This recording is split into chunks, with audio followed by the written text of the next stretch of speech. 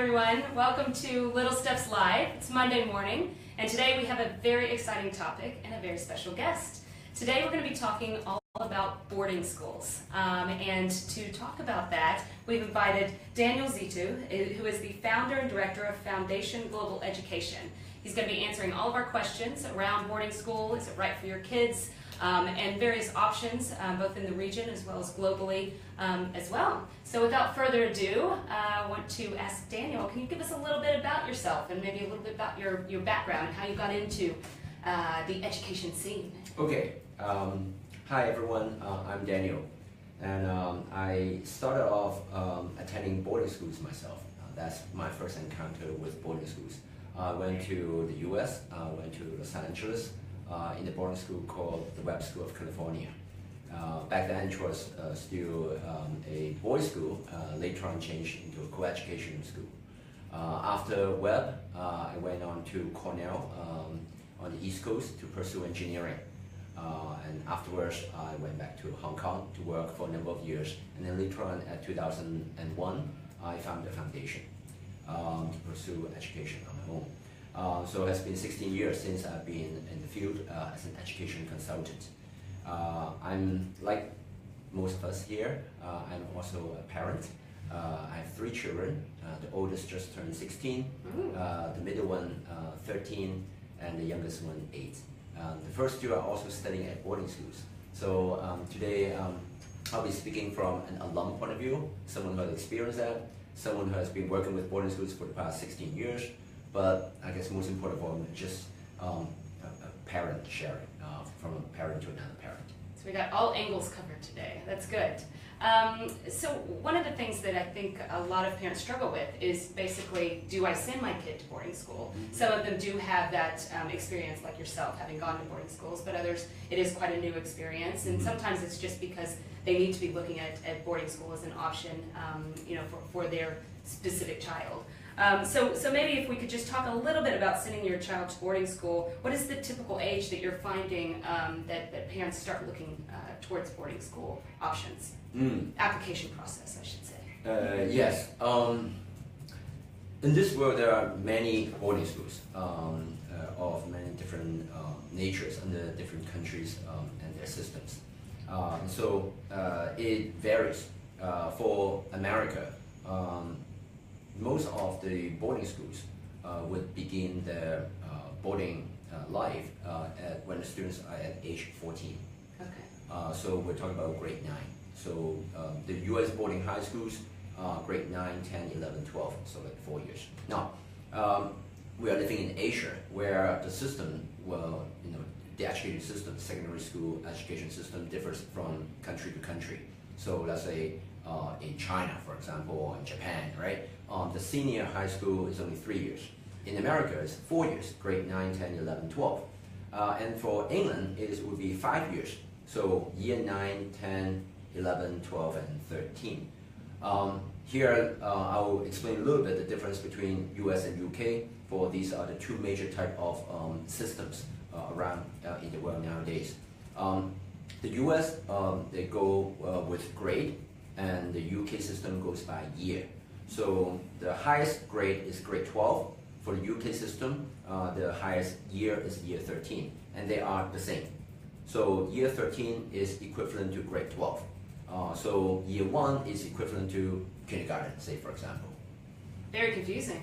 It's like mathematics, you got to keep it all straight in your head. Yes, and so in terms of, to answer that question, in terms of when families would send their children abroad, depending on the country. So I just mentioned about US, meaning around age 14, and then for UK, it would be age 13. However, this is not the earliest possible age. This is only for boarding high schools. Boarding high school. So for the US, you have junior boarding school. Junior boarding schools would begin at grade 6. So 6, 7, 8, 9, those are 4 years. Meaning that grade 9 and grade 9 would overlap between junior boarding school and senior boarding schools. Okay. And for the UK, you have what we call preparatory school. It will begin at year 4 all the way to year 8. Translating into age, it will be age 8 to age 12.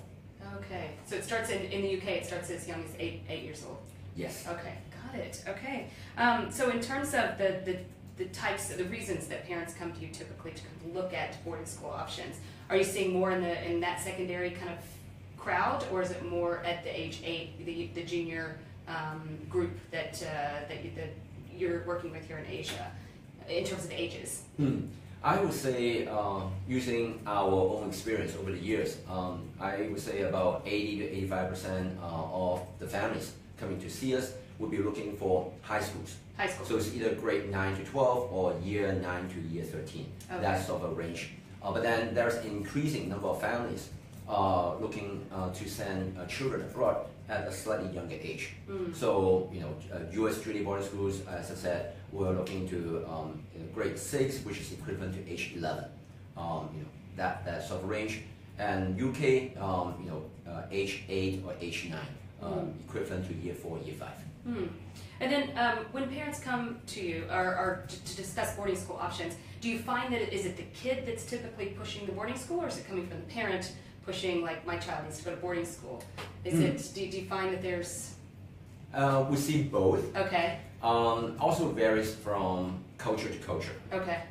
Say for example, I just got back from Beijing yesterday.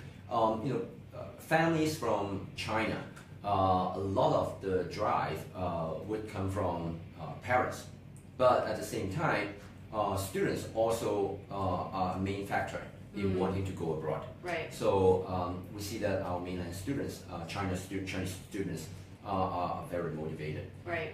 They want to seek better education. They want to attain a higher level. So that's for China. In some other countries, it might be the parents who know that this is a really good thing and they want to introduce it to the children. When the children are not entirely aware of what boarding schools are all about. Right. So we will see different scenarios. Different scenarios, yeah. So in terms of the families that come in, would they, if there is somebody that's reluctant, maybe it's the child or the parent, because I'm sure you've got reluctant parents as well. What is your typical advice to kind of get through that, if that is kind of the direction that the family is looking to go? First of all, we are not we're not sending our children to a prison far away. Yes. We're not penalizing our children. We're not disowning them. So let's get that myth away. For parents or for students who are not entirely sure about whether to send their children abroad or not, then I would usually would advise the family to try a summer school. Summer school is a short, 3-week, 4-week getaway, so to speak, for the child to spend independently on his or her own with peers living in a residential community in a boarding environment, boarding school. Right. Whereby they can kind of try out, what boarding school life is all about in the comfort of a summertime. No pressure, studying things that interest the students the most. So that would be especially for the students. And for the parents, I would say, conducting an actual campus visit would be most conducive. If you are worried about sending your child, halfway across the world to an unknown place, the best thing is actually check it out. So we at Foundation, we encourage our students. We even organize trips for our families to actually visit the type of schools that their children are likely going to be applying to, just to let the parents get a feel as to what those schools are all about, what the environment is all about, for them to make an informed decision. So that kind of leads me to the next question. But before I get in there, out of curiosity, how many of you viewers right now are considering sending your child to boarding school? Just give us some thumbs up, some hearts. And how about those that are currently have children at boarding school? Do we have some of those out there? Some hearts? All right, cool. Well, we're going to get into some questions I think that parents ask that you've seen as well. Can you talk about maybe some of the major considerations when choosing a boarding school? It could be anything from location to curriculum to religion, some things that come up when parents are starting their exploration into that area. a foundation with a methodology that our consultants would follow. We started with a diagnosis kind of phase, whereby we interview our students and our parents, usually separately, to understand their respective needs. So we try to understand our student upfront and try to, from our experience, understand what would be in the best interest for the students' upcoming growth and development. And also try to understand what students like and what they don't like, and all that, what they need, what they don't need. And then we try to understand from parents' point of view, what type of gift, what type of environment do they want to give as a gift to their children? What type of children do they want, what type of a man or woman do they want to see their children to become like a few years down the road? So we try to map out this vision, and then we try to map it to what the boarding schools offer. See, the thing is, boarding schools are not a homogeneous type of a thing. Every school is like a human being, carries a unique personality, what we call culture, school culture. So to achieve the best outcome, usually it will require the best match. The best match between the student, the child, and the school. And so we would start with understanding the needs of the student and the wants of the parents, and try to come up with a recommendation as to what type of schools would best equip the child forward. So it's a matchmaking. I mean, that's basically a lot of what you're doing. Yeah. Do you find out that the parents have, because I'm sure you get a lot of alumni, and the individuals that I've met that have gone to boarding school, they're very passionate about their boarding school. Do you find that typically the parents are looking to send their child to the same place that they experience those memories, or is it they are kind of open to other options that you would recommend? Yes, I see. It depends, from culture to culture. From developing countries where many parents they never had the opportunity to experience boarding schools. They don't exactly know what boarding schools are all about. So for them, it's a new thing. Right. They know, they heard about it. They heard that it's a good thing, but they don't know exactly how good it is or what it's like. So they come in with a curious mind. But for some other families in some other more developed countries, where the parents themselves might have had the opportunity to attend boarding schools themselves, then they would step forward and say, I want this good thing to be passed on to my child. Yeah, yes, I can see that. So I've got to ask you, this might be kind of hard because I'm sure it's quite vast, but pros and cons, what would you say if you were speaking to a parent, speaking to our readers here, of sending your children to boarding school? If you could break down pros and cons, would you be able to do that? Yes. Advantages, disadvantages. I would say the best outcome of a boarding school experience is the personal growth and the maturity of our child. Boarding schools and day schools are very different in a very simple sense that at night and during the weekends, our child would stay with their peers, with their friends at the school. This is a simple fact, and that fact is makes all the difference. At home, at the end of each day, when a child comes home, they always have this comfort level that they can rely upon their parents. If they have a bad day, they can always kind of take it on their parents, so to speak. Over the weekends, they also rely on parents, to take them to different places and all that. But in the boarding school environment, the child must learn to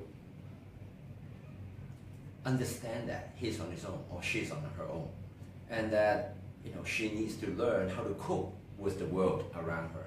It's not a big world, it's only a world of several hundred other fellow students, right? Usually boarding school is not that big, like 400, 600 students, right? So it's a very close community that you're bound to have a group of very good friends to hang out with.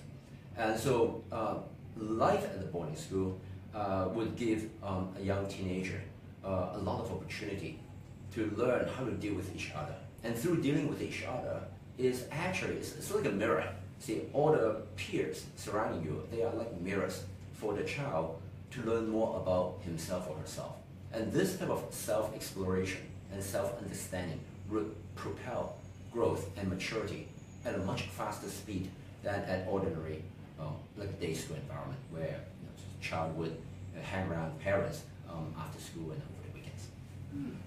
So I want to talk a little bit about the application process, because this would certainly be new to me. I was not a boarding school child. So if you are looking to kind of get in that process, how far in advance, we live in Asia, so there's do you have to do it at birth? To get into specific schools, I mean, is there a certain time frame that you would look at for both junior, I guess, and secondary as well? Yes. Well, let's start off with the simple, application deadlines, right? So if we are looking into, say, for example, 2018 fall entry, September entry, so today is 2017, right? So we're talking about a year later, right? Then for American boarding schools, the deadline would be end of this year, end of 2017.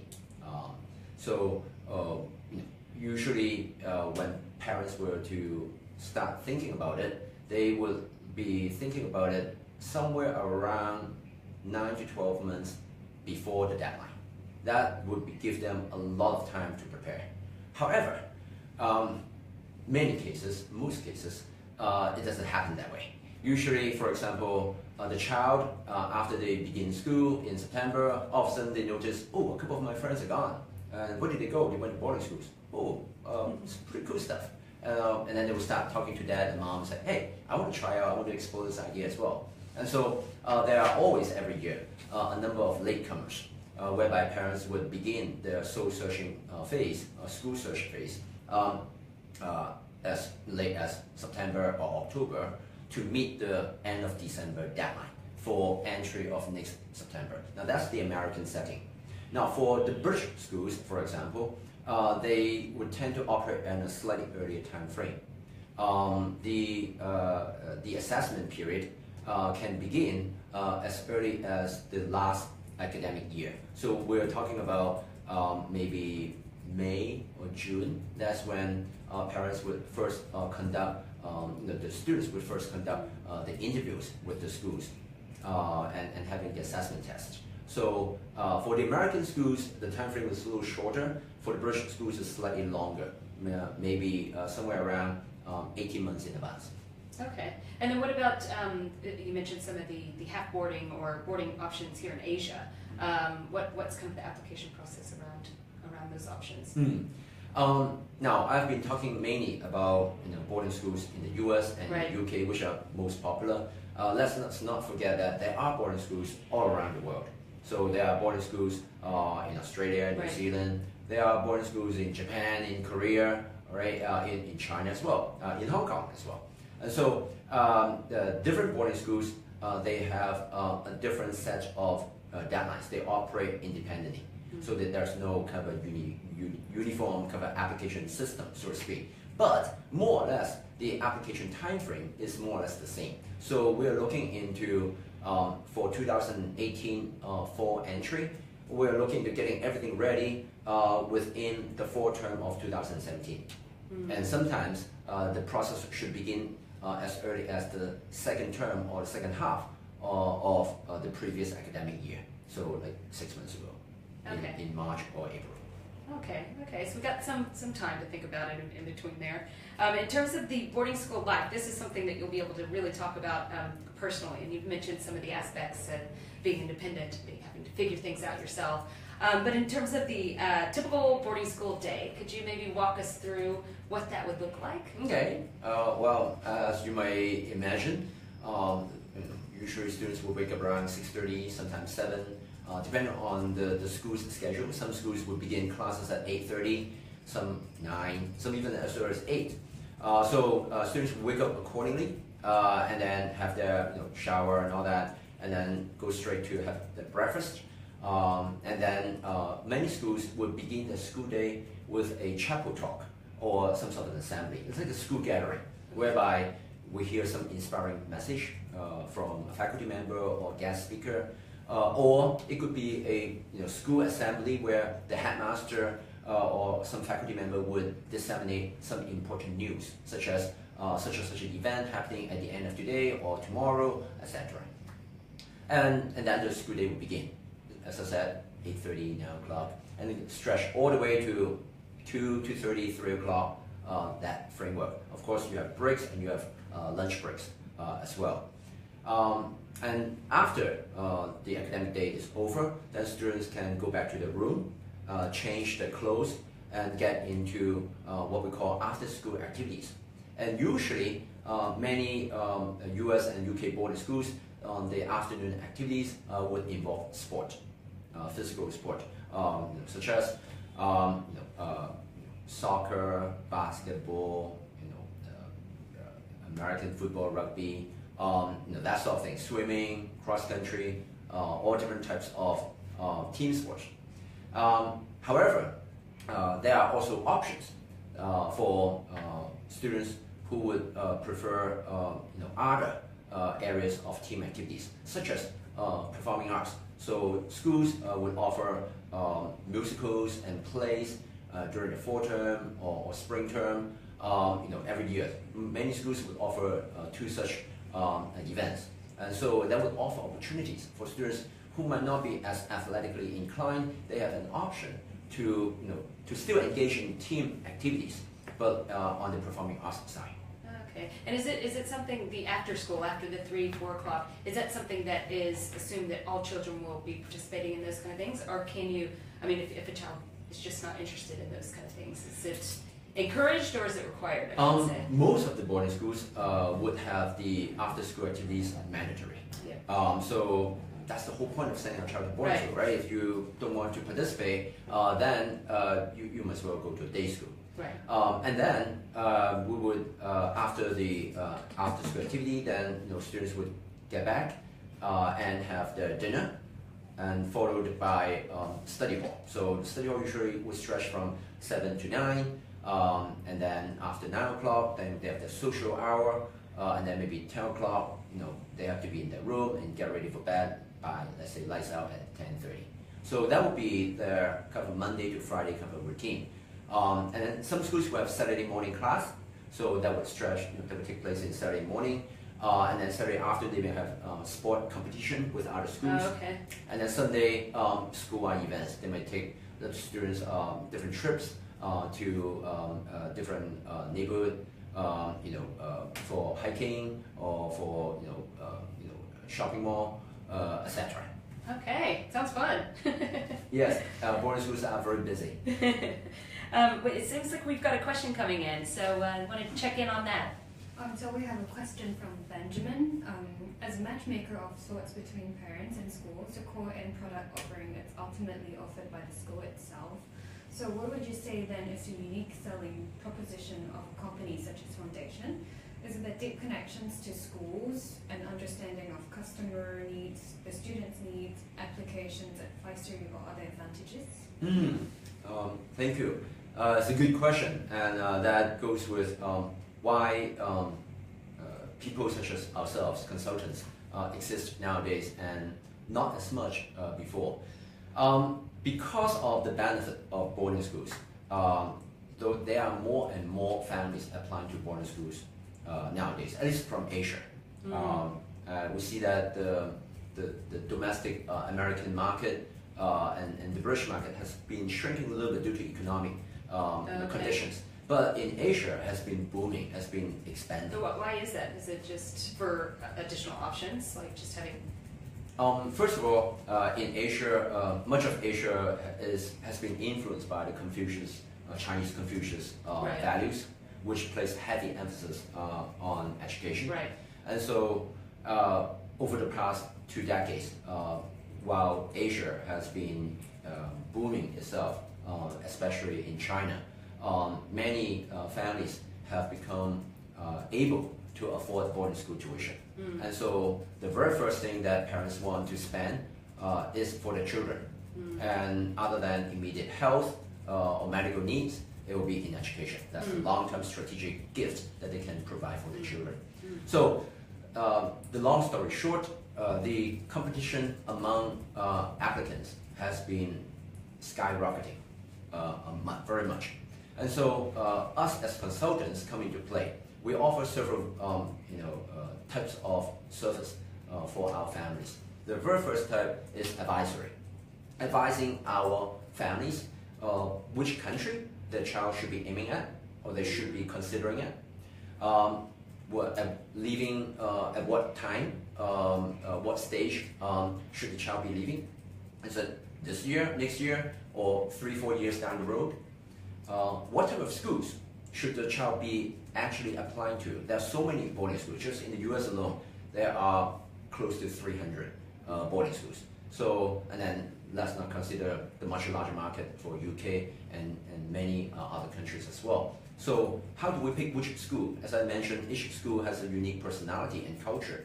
And so how do we do the matching? So because we have been around, because we spend so much time visiting schools every year, we spend somewhere around 600 to 800 man days on the road, not by myself, but all my colleagues together as a team, taking families to visit schools. So me and all my colleagues all together, we have been visiting schools every year, and we have this updated knowledge base in our head about what boarding school, each boarding school is like.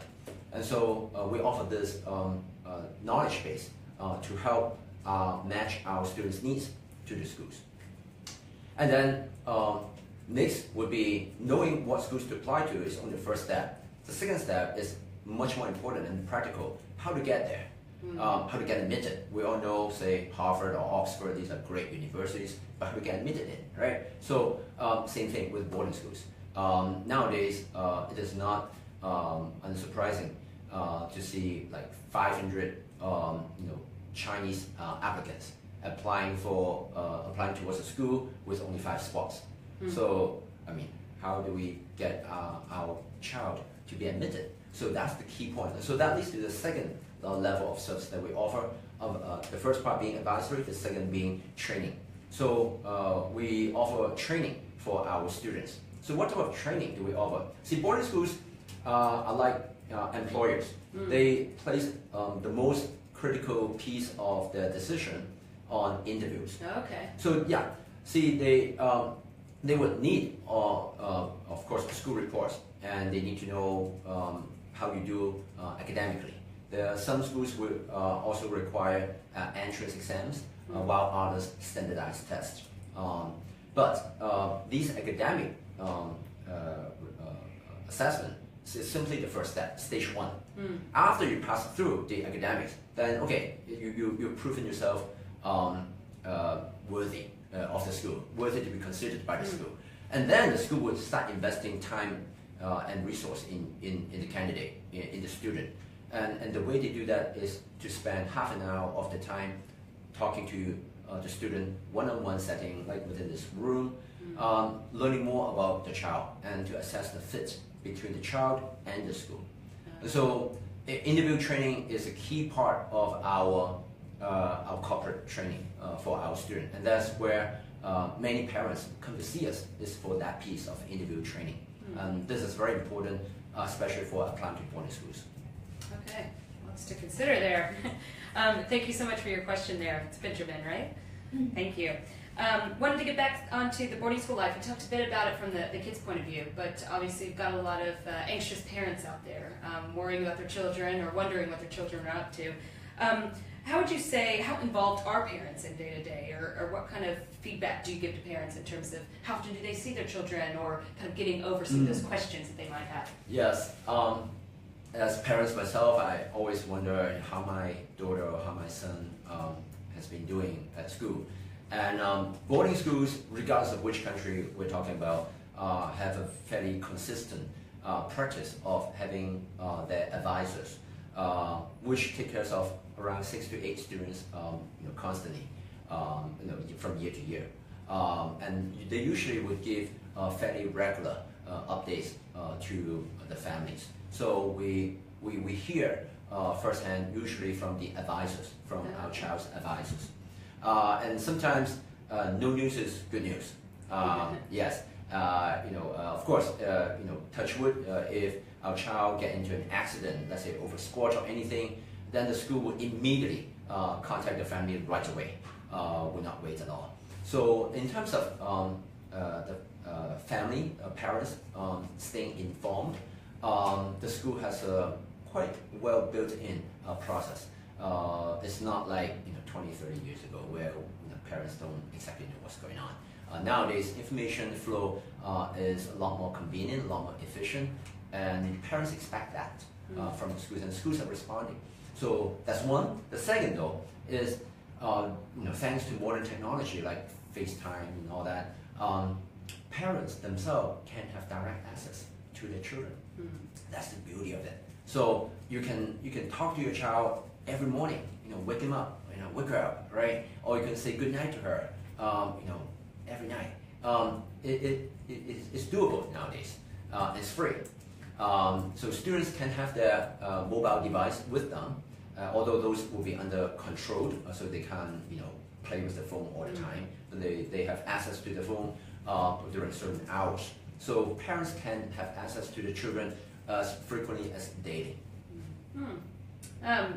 That's cool. Yes, I also heard about an app recently from some parents that were doing some boarding called Pact, I think, where they can, maybe at certain schools that don't have as tight of a regulation on the phones, that they can set the times on the mobile devices of their kids. So I think with technology, there's definitely a lot of, I guess, new ways to do their parenting from abroad. So I want to just briefly kind of move into a topic that has come up. We've actually done a live session on bullying because that is such a hot topic with schools, especially in the secondary area, well, primary as well now. But how do boarding schools handle bullying, and do you see that as something that comes up? Bullying happens, so we should not deny the fact that bullying. But bullying is now happening a lot less frequently than 30 years ago when I went to boarding school. Those days we had more bullying. Nowadays, schools are a lot more open. Due to the internet information flow, even the youngsters nowadays, my children, they are a lot more open-minded than which was my age when I was a teenager. So do we still have bullying? Yes, but I would say it is far in between. Much less frequently than what it used to be. And how do schools cope with that? Should that happen? Schools deal with it very seriously. Especially schools that are well run, they have zero tolerance for bullying of any nature. So students would get disciplined for bullying others. And because it's such a tight environment, so faculty would know, other peers would know, and so words would spread around. So the situation would not last long before being discovered. Okay, yes, it is a hot topic, so yeah. I wanted to talk about boarding school options, both just kind of fit in the region, but also abroad. What are you seeing are the main countries that most people, I know you've mentioned US and UK, but where's the most interesting places that parents are looking at right now? I would say US and UK. They are still the main destinations. I see that from our experience, we see more and more interest in the US boarding schools, mainly because of the parents' interest in sending their children to American universities. So they see sending their child to a top American boarding high school as kind of a shortcut or a leg up to support the child's entry into a top American university, which is what the parents really want to give to their children. So I would say the trend is kind of edging more towards American boarding schools. I have to say though, boarding education originated from the UK, and the UK still holds a big piece of market share and interest and respect from parents in terms of how they run their schools, the UK schools are well known for offering a very disciplined and structured environment, so that the students don't go haywire kind of thing, right? So this is also something that many parents are concerned with and are attracted to. Okay. And what about regionally? Because we haven't really talked too much about that, but you mentioned Japan, you mentioned Korea, Hong Kong has some as well. How are you seeing the trends in regional boarding opportunities? There are boarding schools in Asia nowadays. We have seen in Malaysia, in Hong Kong, in Korea, in Japan. There are, but if you add all those boarding schools together, the numbers are still fairly small compared to what is being offered in the US and UK. Now, of course, if you go to the Southern Hemisphere, which operate in a slightly different academic calendar, because they begin in January and can finish up at the end in November, December, then you can have Australia and New Zealand. But if you stick with kind of a Northern Hemisphere, September to May, September to June type of calendar, then mostly parents are looking into US and UK. Okay, great, excellent. Well, thank you so much for all of this. We want to move into questions, but before we do, is there anything that you can think of that we didn't cover today that you find would be interesting to share with the viewers? I guess one point I would like to mention, for many parents are worried about losing their children, at an early age. We're not disowning them. I'm not. And we have to understand boarding schools, they don't take up all of the students' time. Out of 52 weeks, the number of weeks that a student will stay in a boarding school amounts to somewhere around 35 or 36. So it's about 2/3. So 1/3 of a whole year, which is, we're talking about 18 weeks, for example, 17, 18, 19 weeks. Students are on holiday. They can be right next to us at home. What are those holidays? Well, for America, there's 4 main holidays: Thanksgiving, about a week and a half, Christmas, 2.5 to 3 weeks, spring break, another 2 weeks, and then the rest, 11, 12, 13 weeks of summer holiday. The British calendar operates slightly different. They have a shorter summer, but they have longer breaks. They have a 1 whole month of Easter break, 1 whole month of Christmas break, and then they have a little XCS in between, like little long weekends kind of thing in between. But it all amounts to somewhere around 2/3 of the calendar days the student will be in school, and 1/3 of the calendar days of the year the student will be at home. So we're not really losing that, but it requires some adjustment. So parents will need to plan accordingly. So what will my child be doing after they come home? How should I arrange my holiday time to fit with my child's holiday time, etc., etc. That's a good point, because there's definitely a lot of myths and probably a lot of judgments from parents that aren't in that space that need to be clarified. So it is helpful to kind of understand the full gamut of weeks and what to expect. So thank you. So we want to move into to some questions from our readers. So send them in. We're talking about boarding schools, any and all of your questions around that regionally as well as globally. Okay, so we have a question here. Would you recommend that parents travel with the kids when they first start at boarding school, and should they stay on in the country for a period while the child settles in? Okay. Short answer, no. That would be counterproductive. Go with your child, especially if it is their first time moving into a boarding school, right? Go with your child, accompany him or her all the way to the school, settle down in her room, get all the mattress, pillows, whatever, blankets, all that sorted out. But say goodbye right there. Do not just rent an apartment, stay there for an extra month. Every weekend, Saturday, Sunday, take the child out for dim sum, or for whatever. Don't do that, because you are actually slowing down, hindering your child's adjustment process to learn to become independent. All right. So you already have your FaceTime. You can talk to your child. You already have access to the faculty member who will be looking after the development of your child.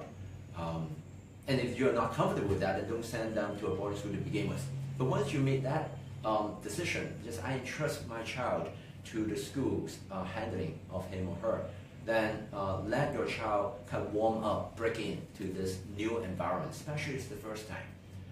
So don't stay there after you drop them off. Just come on. It's the same advice they give you for preschool too, right? Just walk away, get out, get away. The student will cope. They will adjust well. It's actually us who can adjust well. No, excellent advice. Do we have any other questions coming in? Okay, so we have more questions from our readers. Cool.